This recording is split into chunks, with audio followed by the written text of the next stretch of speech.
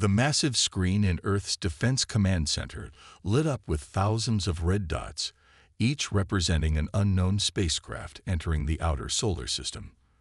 The room fell silent. General Tom Baker, his gray hair showing years of military service, stood frozen as he watched the dots move in perfect formation toward Earth. "Sir, the objects just passed Jupiter's orbit," reported Officer Mike Wilson, his fingers moving quickly across the holographic controls. "Their speed is unlike anything we've ever seen." The general reached for the red emergency button that would alert the United Earth Defense Council. He had trained for this moment his entire life, but nothing could have prepared him for the reality of humanity's first contact with an alien fleet. Within minutes, the council chamber filled with the most powerful leaders from Earth's unified nations. They sat around a circular table, their faces illuminated by the blue glow of data screens showing the approaching fleet. "Ladies and gentlemen," General Baker began, his voice steady despite the pressure, "what you're seeing is real. We have multiple confirmations from deep space stations. This is not a drill." The room erupted in whispers until a loud beeping sound caught everyone's attention. A message was coming through on all frequencies, in every language on Earth. "People of Sol 3, designated as Earth," the message began, its translation appearing on screens worldwide. "We are the Galactic Empire, rulers of 10,000 star systems. Your civilization has been monitored and deemed ready for integration. You have 48 Earth hours to accept our terms. Resistance is unwise." President Laura Brown, her dark suit contrasting with the white walls of the chamber, stood up. "What exactly are their terms?" As if answering her question, data packets flooded Earth's networks. The terms were simple but absolute. Earth would become the newest member of the Empire, subject to their laws, taxes, and military draft.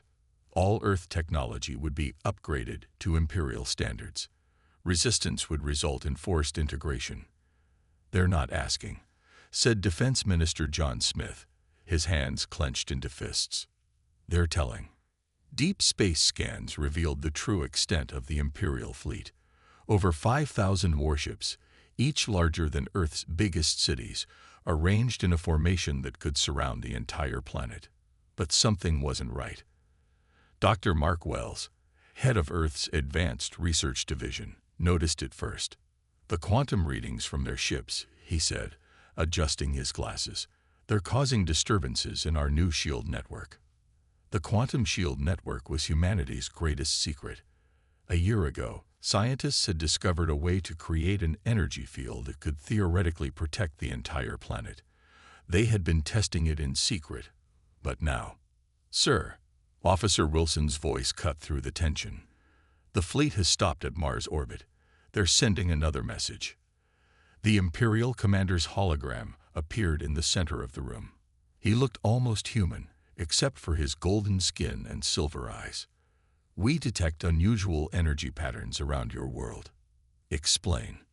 General Baker stepped forward. His next words would either save Earth or condemn it. He looked at the council members, received their subtle nods, and spoke. "Imperial Commander, you have entered restricted space. Earth is not available for integration. By authority of the United Earth Defense Council, you are ordered to withdraw." The alien's expression shifted to something between amusement and concern. "You dare to give orders to the Empire? We have conquered civilizations far more advanced than yours. Your primitive defenses cannot." The general pressed a button, and Earth's quantum shield flickered into visibility. A beautiful, shimmering blue sphere encompassed the entire planet. "This is your only warning," General Baker continued. "Earth is off limits. We will defend our independence." The Imperial commander's hologram flickered as quantum interference disrupted their communication. Before it failed completely, the alien's expression changed to one of genuine shock. As the council chamber returned to normal lighting, President Brown turned to Dr. Wells. "Will the shield hold?" The scientist smiled slightly. "They don't know it yet, but their weapons operate on principles our quantum field naturally disrupts. The more they throw at us, the stronger our shield becomes. General Baker looked at the tactical display, watching the Imperial fleet's confusion as their scans failed to penetrate Earth's defenses. "Send the message to all stations," he ordered. "Defense Plan Delta is now active. Earth fights back." The next 48 hours would determine humanity's fate, but for the first time since the fleet appeared, hope filled the council chamber. Earth would not bow to any empire, no matter how vast. The real question was, what would the empire do when they realized their simple integration had become something far more complicated? The first attack came at dawn. Imperial ships, their golden hulls gleaming in the sunlight, launched what they thought would be a quick strike against Earth's quantum shield. The massive vessels fired energy beams that would have turned cities to ash. Instead, something unexpected happened. "Look at the readings," Dr. Wells shouted from his station in the Defense Command Center. "The shield isn't just blocking their attacks, it's getting stronger." General Baker watched as the blue protective barrier around Earth rippled like water. Each Imperial blast made the quantum field shine brighter. On his main screen, power readings climbed higher and higher. "Send the data to all defense stations," he ordered, "and get me a secure line to the President." In the underground council chamber, President Brown and the other leaders watched the battle through live feeds. The Imperial ships had surrounded Earth in a sphere formation, their weapons creating a light show that could be seen from the ground. "Dr. Wells," the President called through the video link, "explain what we're seeing." The scientist adjusted his glasses, excitement clear in his voice. "Their weapons use quantum-based energy, similar to what we discovered. But our shield, it's like a mirror designed specifically for their technology. Every attack makes our defense stronger." Defense Minister Smith stepped forward. "Can we do more than just defend?" "That's the interesting part," Dr. Wells replied. "The excess energy from their attacks. We can use it. Major Reed has been working on something." All eyes turned to Major Lisa Reed, the youngest person ever to lead Earth's strategic operations. She had been quiet until now, studying battle patterns on her tablet. "The Empire fights like they've never faced real resistance," she said, standing up. "They're predictable, and they've just given us enough power to show them our first surprise." At her command, hidden panels opened in Earth's quantum shield. The excess energy from the Imperial attacks gathered into focused beams. Before the alien ships could react, blue energy pulses shot out from Earth's defensive barrier. The results shocked everyone. 20 Imperial ships, each the size of a small city, simply shut down. They floated powerless in space, their golden hulls now dark and lifeless. "Their ships rely completely on quantum technology," Major Reed explained. "Our counterattack didn't destroy them. It just turned them off like a light switch." In the Imperial command ship, the golden-skinned commander watched in disbelief. These humans were supposed to be primitive, easy to conquer.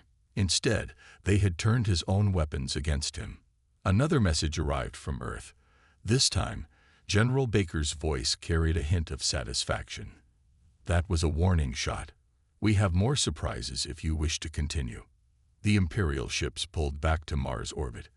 For the first time in their 1,000-year history of conquests, they needed a new plan. Back on Earth, celebrations started in the Defense Command Center, but General Baker raised his hand for quiet. "This isn't over," he said. "The Empire doesn't accept defeat easily." "Major Reed, what's your analysis?" The Major pointed to her tactical display. "They're regrouping, probably calling for reinforcements. But they've already shown us their main weakness. They rely too much on one type of technology. Everything they have, from weapons to life support, uses quantum systems. Systems that we can shut down," Dr. Wells added. "And there's more. The data we collected from the disabled ships. I don't think the Empire fully understands their own technology. They use it, but we're learning how it really works." President Brown stood up in the council chamber. "How long until they attack again?" "Hours, maybe less," Major Reed answered. "But this time we'll be ready. The shield is now operating at 300% power thanks to their attack." And I have a few more ideas about how to use that extra energy. General Baker looked at the tactical display, where the Imperial ships glowed like angry red stars near Mars. The next battle would be bigger. The Empire would try new tactics, bring more ships, and fight harder. But Earth had something they didn't expect: the ability to learn, adapt, and turn their own strength against them. Humanity had spent its entire history fighting and overcoming challenges. This would be no different. "Send word to all stations," the general ordered. "The real battle is about to begin." The Imperial commander was furious. His golden skin had turned dark orange with anger, a sight that made his crew nervous. 2 hours had passed since Earth's display of power, and now his reinforcements had arrived. "Begin the full attack," he ordered. "Use all weapons. No more games." 3,000 new ships joined the Imperial fleet near Mars. They formed a massive arrow shape, pointing straight at Earth. Their golden hulls blocked out the stars, creating an artificial eclipse visible from Earth's surface. In the Defense Command Center, Major Reed watched the enemy formation with growing concern. "This is different," she said, pointing to her screen. "They're concentrating all their firepower into one massive blast." General Baker immediately understood the danger. "They're trying to overload our shield with a single hit. Contact Dr. Wells. We need options." Dr. Wells was already running toward the command center, his lab coat flying behind him. "The quantum readings are off the charts," he shouted as he burst through the door. "They're channeling power from all ships into one beam." President Brown's voice came through the speakers. "Can our shield handle this?" Before anyone could answer, the Imperial fleet fired. The combined energy of 3,000 ships created a golden beam so bright it turned night into day across half the Earth. The beam struck Earth's quantum shield with the force of 1,000 nuclear bombs. For a moment, everything went silent. Then the shield began to sing. It wasn't a sound that human ears could hear, but every electronic device on Earth picked it up. A pure note, rising higher and higher as the quantum field absorbed the massive energy attack. "It's working," Dr. Wells shouted, his eyes fixed on his readings. "The shield is converting their attack into pure power. But this is strange." The blue quantum barrier around Earth started to pulse with patterns no one had seen before. Ancient symbols appeared in the shield, glowing with white light. "Those markings," Major Reed whispered, "they look like they've always been part of the shield's code, just waiting to be activated." Suddenly, Earth's defense system did something on its own. The absorbed energy from the Imperial attack formed into dozens of blue spheres around the planet. Then, like bullets from a gun, these spheres shot toward the Imperial fleet. The Imperial commander watched in horror as the spheres passed straight through his ship's shields. Wherever they touched, golden hulls turned dark. Weapons went silent. Engines died. "Impossible," he shouted as his own flagship systems began to fail. "No primitive world has this power." On Earth, everyone watched in amazement as hundreds of Imperial ships lost power and began drifting in space. The mighty attack fleet was turning into a field of floating metal. "What just happened?" General Baker asked, turning to Dr. Wells. The scientist was staring at his data screens in wonder. "The shield. It's not just a defense system. It's alive, in a way. When they hit it with enough power, it woke up completely. These patterns, this response, it's like the shield was designed to fight exactly this kind of enemy." Major Reed pointed to new data coming in. "Look at the disabled ships. Their quantum cores aren't just shut down, they're being rewritten. Something in our defense system is changing their basic programming." In space, the remaining Imperial ships began to retreat. Even their mighty commander had no answer for this kind of defeat. Half his fleet hung powerless in space, and the other half couldn't even scan Earth properly anymore. "Send the recovery ships," he ordered bitterly. "Get our disabled vessels out of here." He paused, looking at the blue glowing Earth. "And send a message to the Imperial capital. Tell them we found something ancient, something that was waiting for us. Back on Earth, celebrations began, but Major Reed noticed something important. "The shield is still changing," she said quietly to General Baker. "Those symbols, they're forming words now. Ancient words." Dr. Wells rushed to translate them, and his face went pale. "It says, Guardian Protocol active. Earth Defense System online. Imperial threat detected. Beginning full awakening." General Baker looked at the glowing shield overhead, now pulsing with more symbols and patterns than ever before. "Contact the President," he ordered. "I don't think this is over. In fact, I think it's just beginning."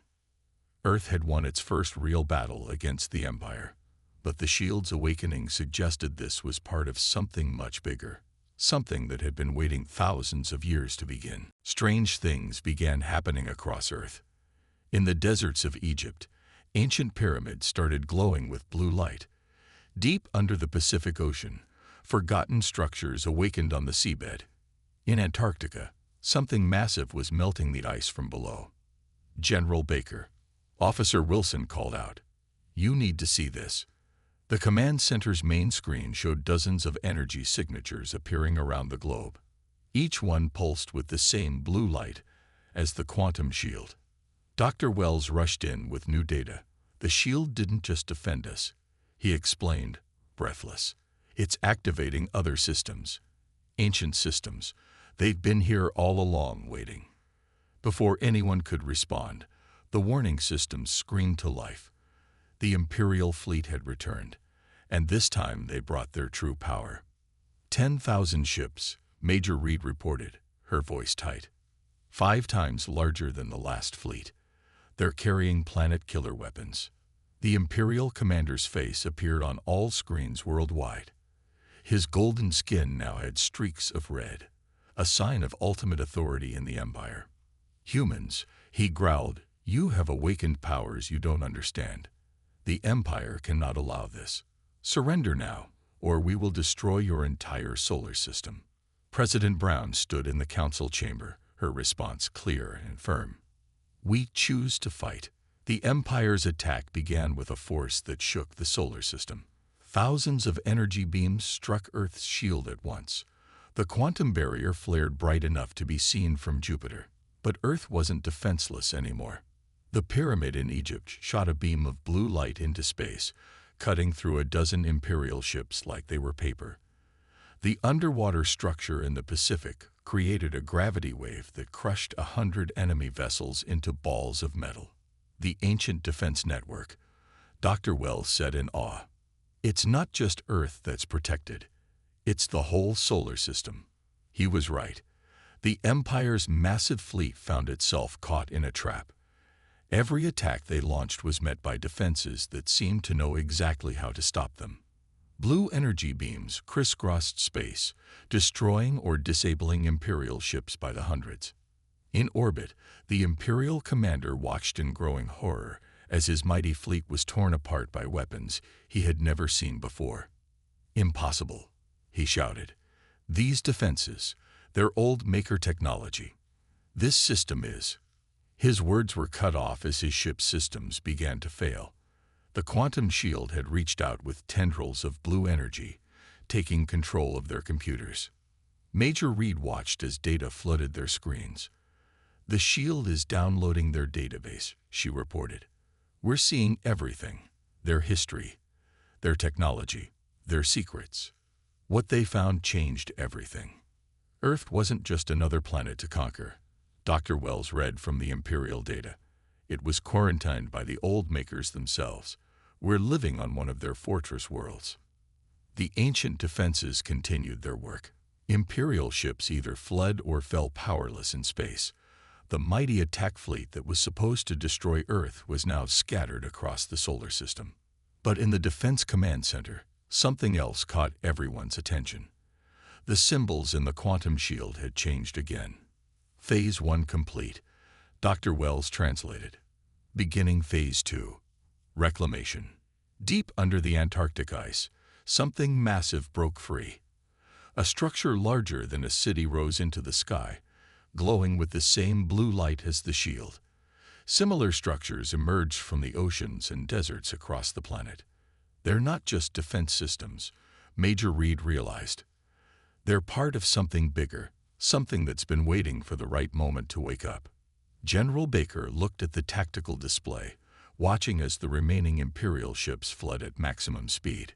Earth had just defeated the largest fleet in the Empire's history, but somehow he knew this was just the beginning. "Send word to all nations," he ordered. Tell them that Earth is more than we ever imagined, and we're about to find out exactly what that means." In space, the quantum shield pulsed with new power. The ancient defense network was fully awake now, and it had plans of its own. Humanity hadn't just won a battle. They had started a chain of events that would change the galaxy forever. The ancient city-sized structure in Antarctica hummed with power. Inside its glowing blue halls, General Baker, Dr. Wells, and Major Reed followed floating lights that guided them deeper into humanity's past. "It's like it knows we're here," Major Reed said, touching one of the smooth walls. The surface rippled under her hand, responding to human touch. They entered a vast chamber. In its center, a holographic display sparked to life, showing the galaxy in perfect detail. But this wasn't the galaxy they knew. This was the galaxy as it existed 100,000 years ago. "Look," Dr. Wells pointed at Earth's location. "We weren't just any world. Earth was the command center for something called the Guardian Network." The hologram changed, showing creatures that looked surprisingly human. They wore armor that glowed with the same blue energy as Earth's quantum shield. "The old makers," General Baker whispered. "They looked like us because they were us, our ancestors." More data flowed from the Imperial ships they had captured. Dr. Wells read quickly, his eyes growing wider with each new revelation. "The Empire's oldest records tell of a race of peacekeepers," he explained. "They protected younger civilizations and maintained balance in the galaxy. But something made them activate their defense systems and disappear." Major Reed studied the tactical displays. "They didn't disappear. They hid, right here on Earth. They became us." The chamber responded to their discovery. New holograms appeared, showing the true history of humanity. The old makers had chosen Earth as their final stronghold. They merged with the planet's primitive humans, hiding their technology in plain sight. The pyramids, the underwater structures, even our DNA, Dr. Wells said. It was all part of the plan. We weren't meant to find this technology until we needed it most. In the council chamber, President Brown received the news with the other world leaders. "Are you saying that humans are the descendants of the galaxy's ancient peacekeepers?"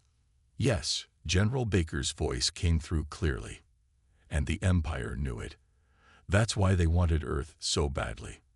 They'd been searching for the old makers' technology for centuries." Suddenly, the Antarctic structures systems highlighted a new threat. The Empire was gathering its forces for one final attack. But this time, something was different. "Multiple ships are breaking away from the Imperial fleet," Major Reed reported, watching the tactical display. "They're surrendering." She was right. Hundreds of Imperial ships were powering down their weapons. Their crews had learned the truth from the battle data. Earth wasn't just another conquest. It was the homeworld of the legendary peacekeepers. The Imperial commander's voice crackled through the communication systems, but this time he spoke with fear. "The Guardian World. We found it. All ships, retreat. Repeat, the Guardian World is awakening." In orbit, Earth's quantum shield pulsed with new purpose. The ancient defense network wasn't just protecting Earth anymore. It was reaching out across the stars. "More data coming in," Dr. Wells called out. "There are other Guardian facilities on other worlds. The Earth network is activating them. The whole galaxy is waking up." The hologram showed dozens of points of blue light appearing across the galaxy. Other worlds, hidden and protected like Earth, were coming back to life. "This chamber," Major Reed said slowly, "it's not just showing us our history. It's showing us our purpose. General Baker nodded. For thousands of years, humanity fought itself, never knowing we were meant for something bigger. We thought we were just protecting Earth, but we were really taking our first steps back to the stars. The ancient chamber hummed louder, responding to their understanding. On its walls, new words appeared. Guardian Protocol Phase 3. Restoration of Order. President Brown's voice was firm as she addressed the world. People of Earth, we have learned the truth about our past. Now we must decide our future. The galaxy needs guardians again. The question is, are we ready to take up our ancestors' task? The answer came from the millions watching around the world. Humanity had found its purpose, hidden in its own DNA. They weren't just fighting for Earth anymore. They were awakening to their true role in the galaxy. And the Empire? They had just realized their worst fear. They hadn't found a simple world to conquer. They had awakened the descendants of the most powerful civilization the galaxy had ever known. The real question was, what would humanity do with this power? The imperial capital was in chaos. Reports of Earth's true identity spread through the Empire like wildfire. On 1,000 worlds, people watched recordings of Earth's defense systems defeating the Empire's greatest fleet. But the Empire had one last plan. If we can't have the Guardian world, the Imperial High Command declared, no one will. The Empire launched its desperate final attack. Not with ships or weapons, but with fear. They broadcast images across the galaxy of Earth's power, calling humans dangerous inheritors of ancient weapons and a threat to galactic peace. In the Antarctic Command Center, Major Reed watched the Imperial broadcasts with a grim smile. They're trying to turn the galaxy against us. They're afraid, General Baker replied. And they should be. The ancient chamber hummed as it showed them something new. All across the galaxy, other worlds were responding to Earth's awakening. The old network was alive again, and Earth wasn't alone.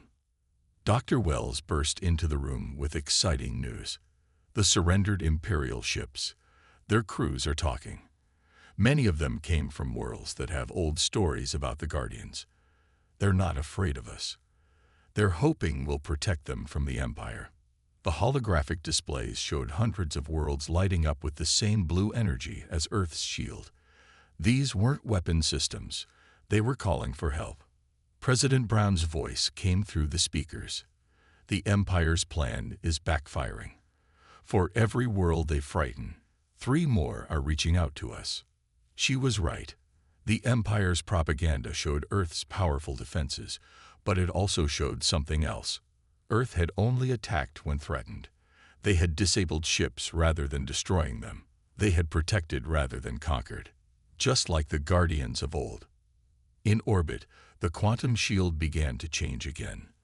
The blue energy field expanded, creating a network of protective barriers around friendly worlds. The ancient defense system wasn't just fighting. It was keeping its original promise to protect. Multiple Imperial ships approaching, Major Reed reported. But something's different. There, not in attack formation. The lead Imperial ship broadcast on all frequencies. People of Earth, a new voice said, I am Admiral Ray of the Imperial Reform Movement. We've seen the truth. The Empire lied to us about many things. We request asylum and offer our help. More ships followed. Not just military vessels, but civilian ships too. They came from worlds that remembered the old stories, worlds that had suffered under Imperial rule. In the Antarctic chamber, the holographic display showed the Empire's strength failing. Their own worlds were turning against them, inspired by Earth's stand. We're receiving messages from across the galaxy, Dr. Wells said excitedly. The Empire's grip is breaking. World after world is declaring independence. The ancient chamber's walls lit up with new text. Guardian Protocol Phase 4. Alliance Formation. General Baker understood. We're not just meant to fight the Empire. We're meant to help build something better. President Brown called an emergency meeting of the Earth Council. Representatives from the friendly alien worlds would be invited. Together, they would shape the galaxy's future. But the Empire wasn't finished. Their remaining loyal forces gathered for one final massive attack. Not just on Earth, but on all worlds that dared to stand with humanity. Major Reed studied the tactical data. They're desperate now. Desperate enemies are the most dangerous. True, General Baker said, but look at our strength. The holographic display showed the true situation. Earth's quantum shield now protected dozens of worlds. The ancient defense network was stronger than ever. And most importantly, they weren't fighting alone anymore. In space, the blue energy field pulsed with power. On 1,000 worlds, ancient guardian structures awakened. The galaxy was changing, and humanity was leading that change. President Brown addressed the world one more time. For centuries, we looked up at the stars and wondered if we were alone. Now we know the truth. We were never alone. We were waiting to remember who we are, waiting to take our place as guardians of the galaxy. The Empire's final attack was coming. But this time, Earth wasn't just defending itself. It was defending a new hope for the entire galaxy.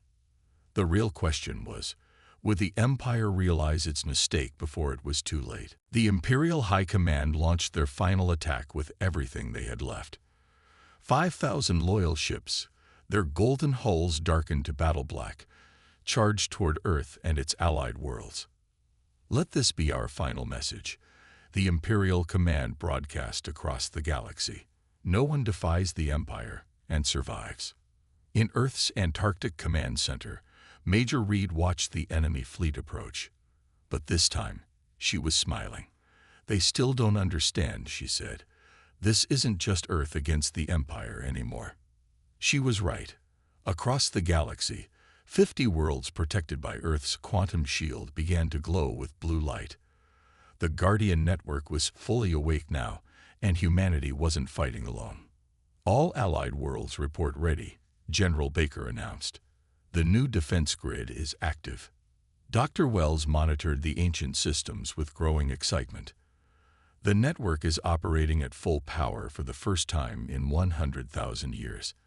And look, the surrendered Imperial ships are joining our defense.